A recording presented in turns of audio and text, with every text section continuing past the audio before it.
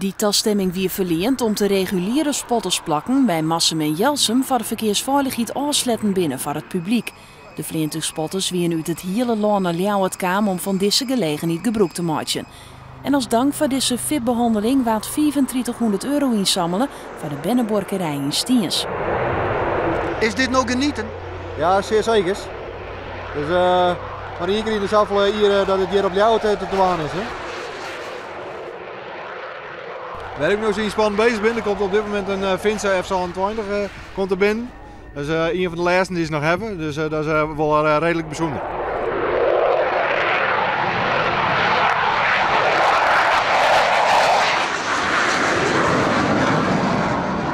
Militair en dan ook nog spotter? Ja, inderdaad. Eerst spotter en toen militair. Dus, en dat is wat door blijven gaan.